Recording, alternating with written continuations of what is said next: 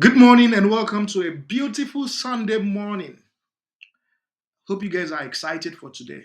But before we go into the games for today, I have something very important to share with you. But if you are new to the channel, like the video, subscribe to the channel. But most importantly, this is very crucial. Join our Telegram channel. When you join our Telegram channel, you have access to more betting tips, and also our website tips are shared in our Telegram channel. And these website tips have a 95% winning accuracy. The link to the Telegram channel is in the comment section. Let's talk about yesterday's games. You see, I was really scared for the some of the under 3.5 goal market that we did, but all those games delivered. And the game that I thought wasn't going to be a problem at all, and I have learned my lesson, was Atalanta. And you saw what they did. They sold that game. And I like when these things happen because there are a few of you, but very few, who don't believe in football manipulation. Sometimes I see some of their foolish comments in this in this YouTube video where they talk about that I only complain whenever I lose a game and I blame it on match fixing and all that. I never do that. I'm talking to you about when matches are clearly manipulated from the first minute. And that was what happened with Atalanta. Atalanta played Venezia, and that's a team that they can easily beat 5-0. These people, those players, the Atalanta team players, they had clear opportunities to score goals. Ademola Lookman had a clear opportunity. He was literally the only one with the ball. The goalkeeper had swerved to the other side. And what did he do? He deliberately shot it up above the post. And his other players would just shoot it above the post. You see. So that match was clearly manipulated. And again, why I'm bringing this up is that I'm happy that 98% of you who watch these videos believe in football manipulation, because if you don't believe in football manipulation, you won't do well with betting. You have to understand that football is now business. It's a business. It's now run by these mercenaries who want to make so much profit and ensure that people don't make any money. If you don't have that understanding of football, you won't do well in football betting.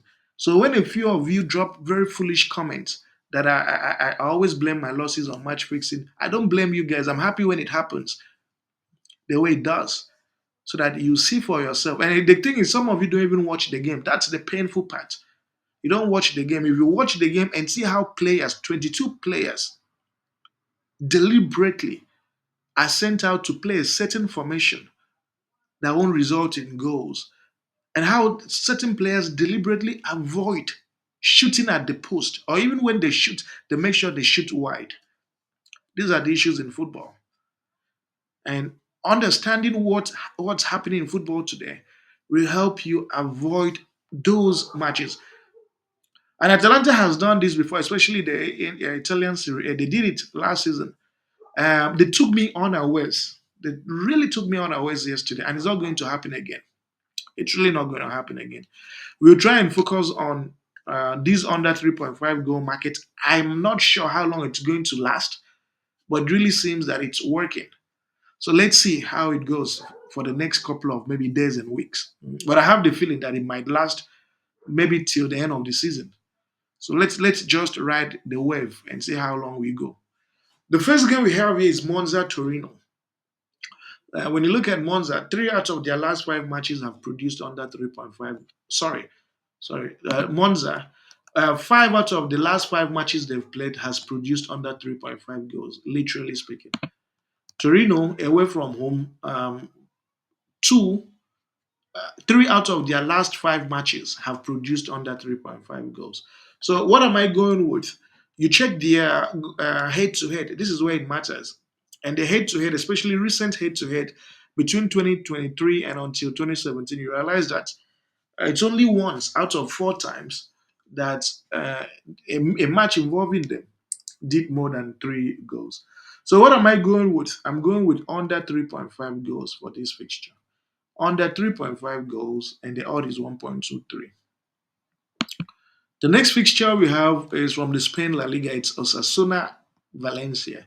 So this Osasuna team, 4 out of the last 5 matches they've played has produced under 3.5 goals. Valencia away from home, and 4 out of their last 5 matches have produced under 3.5 goals. The only abnormality we had here was when they played Barcelona, and Barcelona just went wild on them. But you can't really compare, the strength of Barcelona against Osasuna. It's not possible. There is no way Osasuna can combine to produce 7 goals today.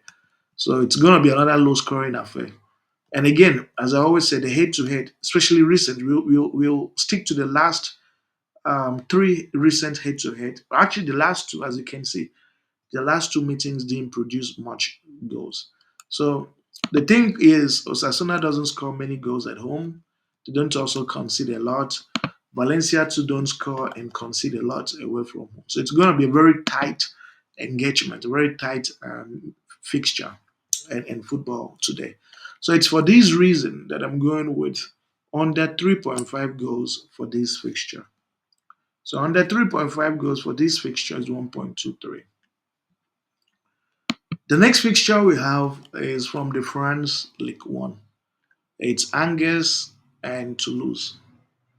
When you check this Angers team, um, and it's interesting that 5 out of their last 5 meetings at home have produced under 3.5 goals. Toulouse, 4 out of their last 5 meetings has produced under 3.5 goals. Sorry, 3 out of their last 5 have produced under 3.5 goals. It's going to be a low scoring affair. Let's see if we have the head. Yeah, so we have the head to head. So their last head to head, we'll focus on their last 4 head to head. And the last 4 head to head, you see that 4 out of their last 4 meetings produced under 3.5 goals. So it's going to be a very tight fixture. Both teams won't score much.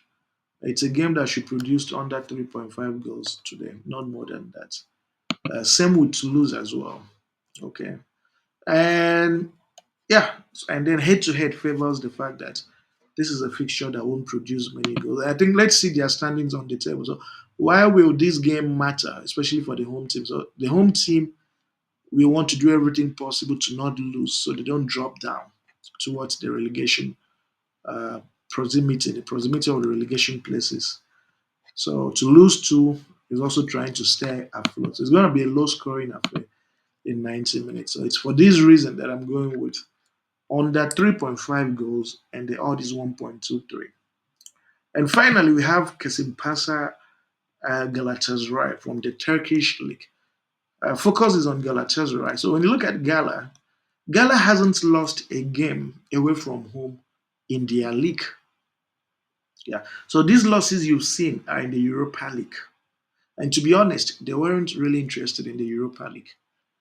Due to Mourinho being with Fenerbahce, Gala wants to do everything possible to beat Mourinho to the to the title. That's something they want to do.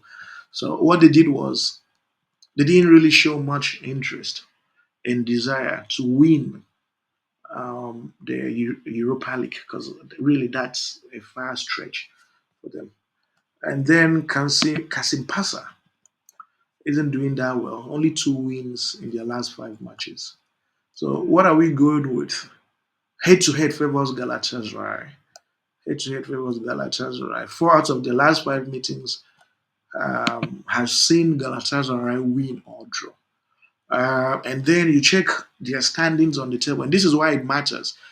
Galatasaray want to do everything possible to really give themselves a top advantage over Fenerbahce. They want to win, add more points, and ensure that Fenerbahce doesn't have the advantage of even dreaming of equalizing on them. So I'm going with a double chance for Galatasaray, and the odd for Galatasaray win or draw is 1.2. And really, when you add everything up, you have your 2.25 odds. And These are the games we have for you, and I want to wish you nothing but the absolute best with this round of matches. Thank you very much, and see ya.